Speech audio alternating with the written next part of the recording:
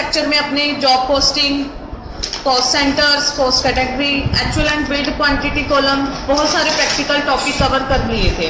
Hopefully वो सबको समझ आ गए होंगे। आज हम अपना नेक्स्ट लेक्चर स्टार्ट कर रहे हैं, जिसमें हम क्या करने वाले हैं, जॉब पोस्टिंग। कि जॉब पोस्टिंग क्या होता है, क्यों किया जाता है। सबसे पहले तो आता है कि जॉब पोस्टिंग होता क्या है, जॉब पोस्टिंग को किस लिए किया जाता है। हमें पता है हमारी बहुत सी कंस्ट्रक्शन कंपनीज में ठेकेदारों को अपॉइंट किया जाता है। दूसरे शब्दों में हम कह सकते हैं कि हम क्या अपॉइंट करते हैं, कॉन्ट्रैक्टर्स बोलते हैं जिसको हम। जो कॉन्ट्रैक्टर्स होते हैं उनका मेन ऑब्जेक्टिव क्या होता है, कॉन्ट्रैक्ट पे काम करना। वो केवल एक ही कंपनी का कॉन्ट्रैक्ट नहीं लेते हैं, बहुत सारी कंपनियों के उनके कॉन्ट्रैक्ट चल रहे होते हैं। जब उनके बहुत सारी कंपनीज के कॉन्ट्रैक्ट चल रहे होते हैं तो वो उस कॉन्ट्रैक्ट पे क्या करते हैं, कंप्लीट प्रोसेसिंग में काम कर रहे होते हैं। उस कॉन्ट्रैक्ट के पीछे उनका एक ही ऑब्जेक्टिव होता है कि हमारा प्रोजेक्ट कंप्लीट हो जाए और हमें प्रोजेक्ट के पैसे मिल जाएं। जब वो प्रोजेक्ट में क्या कर रहे होते हैं, काम कर रहे होते हैं, तो जब वो गुड्स बना रहे होते हैं, रॉ मटेरियल का भी यूज करते हैं, तभी उनका काम कंप्लीट होता है। तो कितना खर्चा आया, कितना एक्सपेंसेस आए, कितनी इनकम उनकी जनरेट हुई, सब काम वो किस में करें, जॉब कॉस्टिंग में। तो हम आज जॉब कॉस्टिंग में प्रोसेस स्टार्ट कर रहे हैं अपनी, जिसमें हम अपने प्रोजेक्ट्स को बनाएंगे। प्रोजेक्ट्स की वर्किंग करना हम शुरू करते हैं। तो क्या करना है, फीचर अनेबल करना है। फीचर अनेबल करने के लिए हमने F11 प्रेस करना है। F11 से आपको F1 पर जाना है। F1 पर जाने के बाद मेंटेन कॉस्ट सेंटर को अनेबल करना है। मेंटेन फॉर जॉब कॉस्टिंग दोनों फीचर्स अनेबल हो गए हैं हमारे। फीचर्स के अनेबल होने के बाद आपको क्या करना है, फीचर्स अनेबल होने के बाद आपको कॉस्ट सेंटर्स को क्रिएट करना है। अकाउंट्स इन्फो में जाकर कॉस्ट सेंटर क्रिएट, क्या क्रिएट कर रहे हैं, जो भी हमारे प्रोजेक्ट चल रहे हैं हम वो सभी प्रोजेक्टों को क्रिएट करेंगे। Project A use for job costing के फीचर को आप ऑन रखेंगे। Project B use for job costing को यस किया। प्रोजेक्ट सी, जब आप प्रोजेक्ट सी लिख रहे हैं तो मैंने तब तीनों ही प्रोजेक्ट्स में यूज फॉर जॉब कॉस्टिंग के फीचर को ऑन रखा है। Use for job costing on होने के बाद आपको क्या करना है, कहां पर कौन सा प्रोजेक्ट कहां पर चल रहा है, F11 में जाकर F2 में जाना है। आपको गोडाउन्स के फीचर को ऑन करना है। Ctrl+A से सेव। अब आप देखिए गोडाउन्स के फीचर को देख पा रहे हैं। गोडाउन एग्जांपल के लिए चीका, यहां पर मेरा प्रोजेक्ट ए चल रहा है। कैथल, प्रोजेक्ट्स बी, नैनीताल, जहां पर हमारा प्रोजेक्ट सी रन कर रहा है। तीन अलग अलग प्लेसेस पे मैंने 3 प्रोजेक्ट्स लिए हुए हैं। एक कॉन्ट्रैक्टर के रूप में हम जो भी काम होता है वो सारा यहाँ पर देखते हैं। तो उसके बाद देखिए हमने देखिए प्रोजेक्ट्स भी बनाए, किस गोडाउन पर क्या है। अब हम क्या करेंगे, वाउचर टाइप्स क्रिएट करेंगे। आपको ऑल्टर में जाना है, स्टॉक जर्नल को यूज करना है। जब आपका प्रोजेक्ट ए मान लीजिए चीका में कंप्लीट हो जाता है, तो अगर कोई भी रॉ मटेरियल वहां पर बचेगा तो वो हम दूसरे प्रोजेक्ट में, कोई भी कॉन्ट्रैक्टर अगर उसके पास रॉ मटेरियल बचता है, या तो वो अपने दूसरे प्रोजेक्ट पर ट्रांसफर करवा लेता है या फिर बेच देता है उसको। अब मैं ट्रांसफर करना चाहती हूँ, तो ट्रांसफर के लिए देखो use the class for inter godown transfer को यस। कंजप्शन, किस सामान को बनाने के लिए कौन सा रॉ मटेरियल यूज हुआ, तो कंजप्शन के लिए हमने कंजप्शन फीचर को यस कर लिया। समझ आ गया इतना। इस प्रोजेक्ट को बनाने के लिए हमें जो जो रॉ मटेरियल चाहिए होगा हम वो रॉ मटेरियल की डिटेल फिल करेंगे। रॉ मटेरियल में आपने स्टॉक आइटम पर जाना है। स्टॉक आइटम आप क्रिएट करोगे, क्या करेंगे, स्टॉक आइटम हम क्रिएट। हमें एक रोड बनाने का टारगेट मिला है, जिसमें हमें एक सीमेंट्स चाहिए, बैग्स,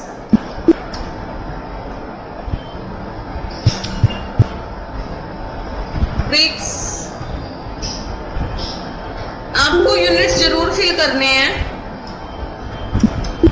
पीसेस,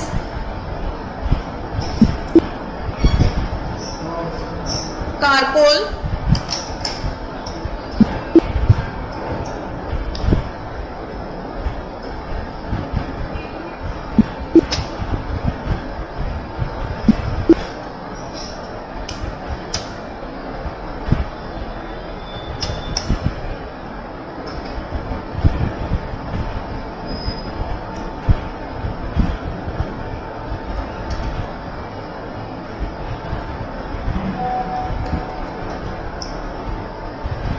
ओल्ड सी करने के बाद हमने फुट्स में कारकोल का यूनिट ऑफ मेजर क्रिएट किया है।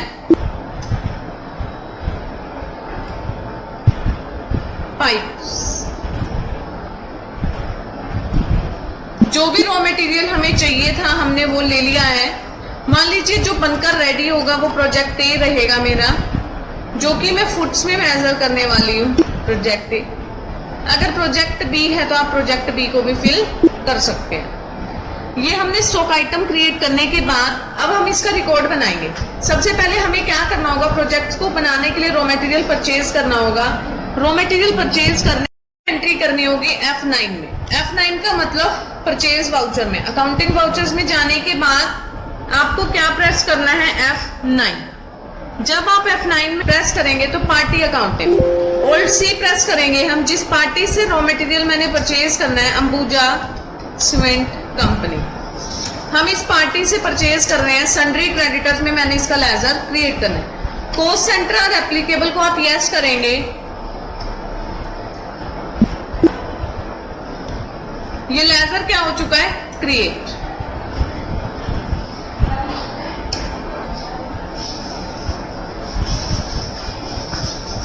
परचेज लेजर में ओल्ड प्लस सी प्रेस करने के बाद आपको परचेजेस अकाउंट क्रिएट करना होगा। परचेज अकाउंट में ही क्रिएट होगा।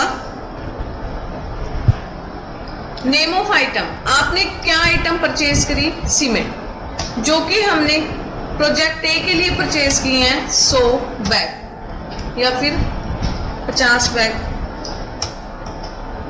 जो कि कितने का है, 500 का। फिर हमने कहा कैथल के लिए 30 बैग,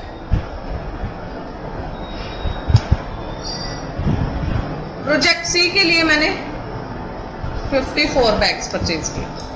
और हमने क्या परचेज किया, ब्रिक्स, जो कि किसके लिए, कितने, 40, 7 रुपीज की 1, 50, 70।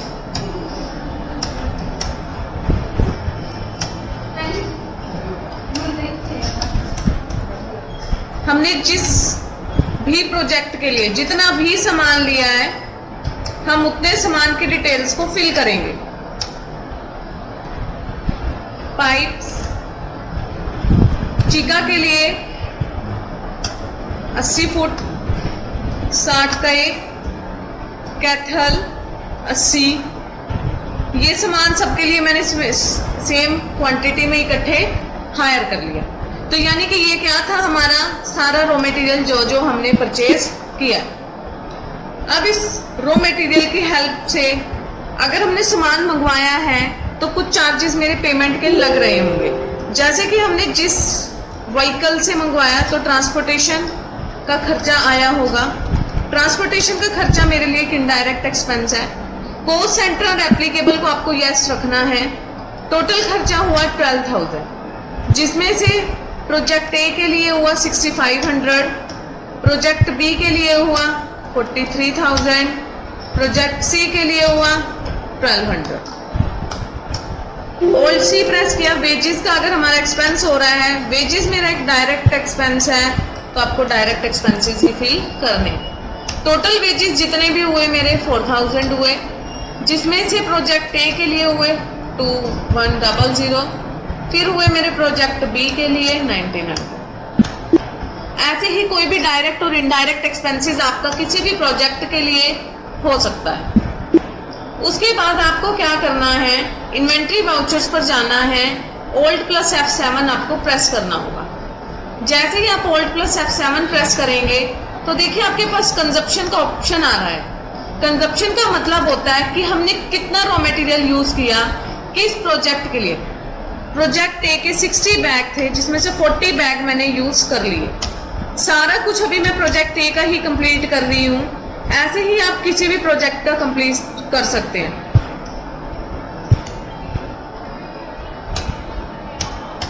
लेकिन जो रॉ मटेरियल हमारे पास कम क्वांटिटी में अवेलेबल है तो आप उसको एक्स्ट्रा यूज नहीं कर सकते। अभी वो देखिए आपको 60 फीट है तो आप 60 से कम का यूज कर सकते हैं। मैंने 56 यूज किया। ब्रिक्स यूज हो चुकी, cement, pipes total 240 feet show हो रही हैं, जिसमें से चीका प्रोजेक्ट के लिए मेरे पास 58 यूज हो जाती है। इन सबसे मेरा क्या कंप्लीट हो रहा है प्रोजेक्ट।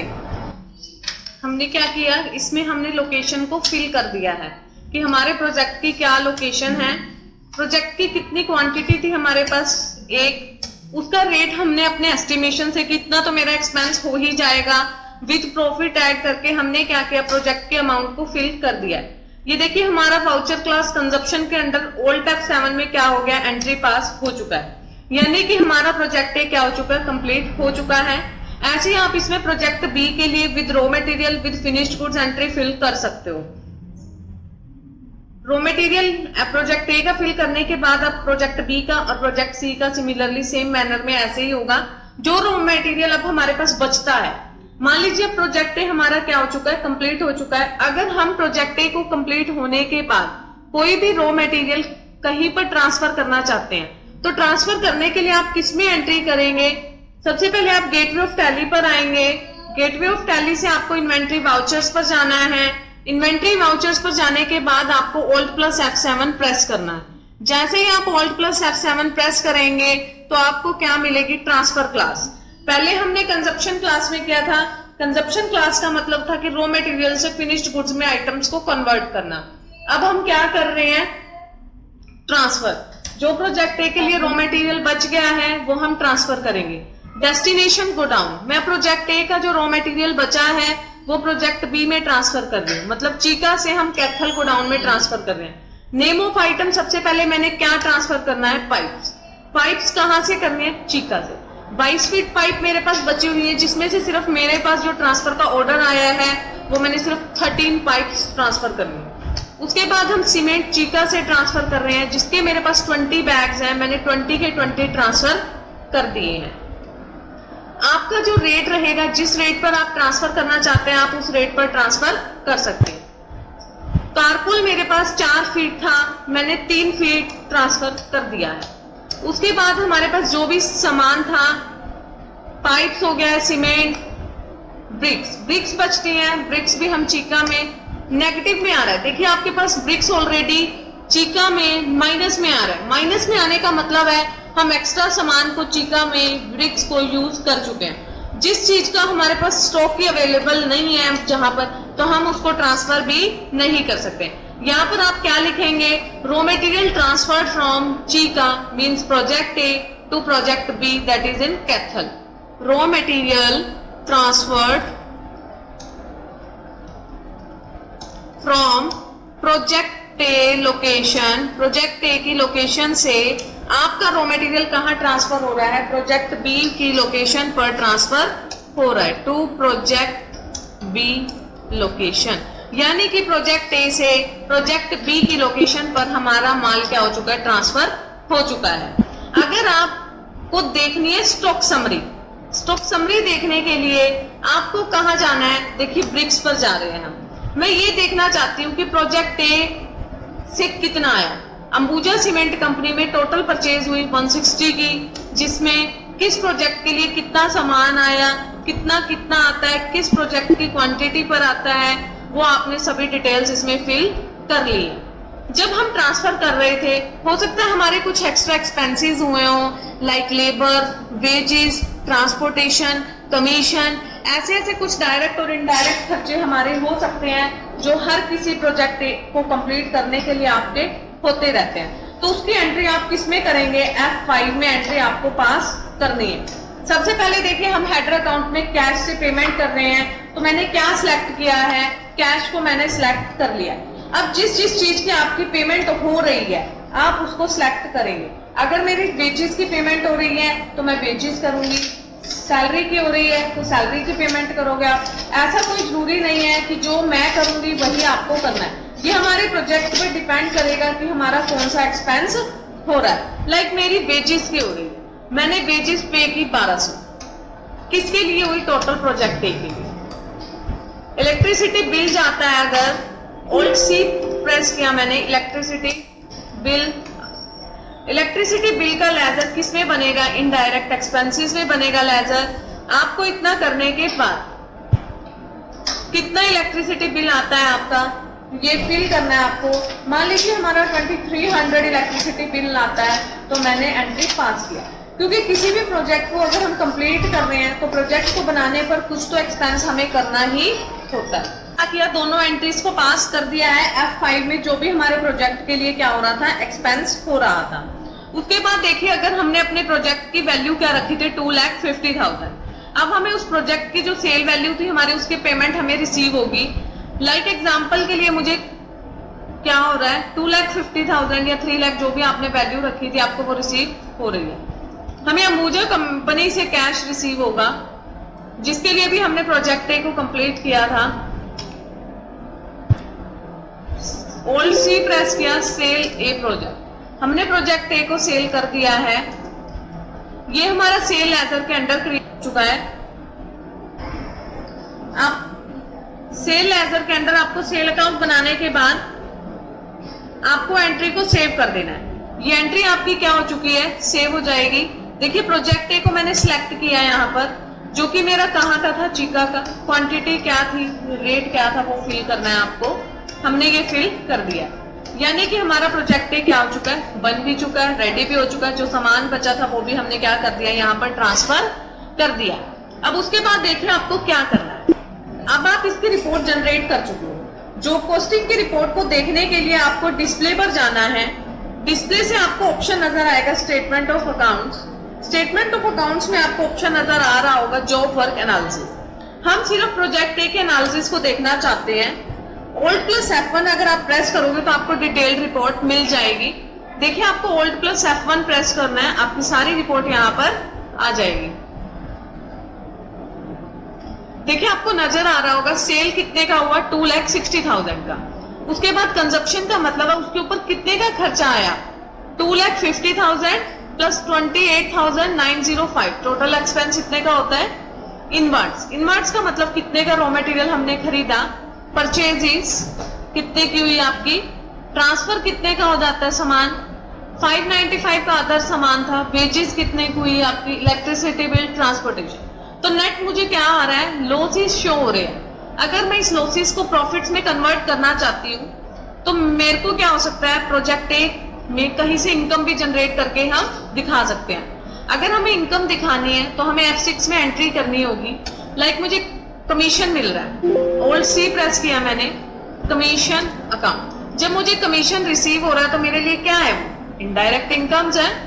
आपको Ctrl+A से सेव करना है। मुझे टोटल कमीशन मिलता है 60,000, जो कि प्रोजेक्ट ए को टाइम पर कंप्लीट करने का मुझे कमीशन मिल रहा है। अगर देखो अब मेरी क्या हो चुकी है, इनकम 60,000 की बन गई है। तो अब रिपोर्ट पे देखेंगे आप कुछ चेंजेस मिलेंगे आपको। डिस्प्ले में जाकर statement of accounts, job work analysis, आपने प्रोजेक्ट ए को ओपन किया। प्रोजेक्ट ए को ओपन करने के बाद आपको क्या करना है, Alt+F1 से आप डिटेल रिपोर्ट को चेक करेंगे। आपने देखिए क्या शो हो रहा है, अब आपको 28,995 रुपीज का आपको प्रॉफिट शो हो चुका है। इसका मतलब ये वो प्रॉफिट है जो हमें प्रोजेक्ट ए से जनरेट हुआ है। ये था हमारा जॉब पोस्टिंग का टॉपिक। जॉब पोस्टिंग का जो प्रैक्टिकल था हमारा कॉस्ट सेंटर का भी हो चुका है, कॉस्ट ट्रैकिंग भी हो चुका है, जॉब पोस्टिंग भी, यानी हमारे सारा कॉस्टिंग का टॉपिक कंप्लीट हो चुका है। होपफुली ये सभी स्टूडेंट्स को समझ आ गया होगा। मिलते हैं हम नेक्स्ट लेक्चर में नेक्स्ट वीडियो के साथ, जिसमें हम नेक्स्ट प्रैक्टिकल को कवर करेंगे। अगर किसी भी स्टूडेंट को इसमें कोई भी डाउट है तो वो कमेंट बॉक्स में कमेंट करके अपने डाउट को क्लियर कर सकता है।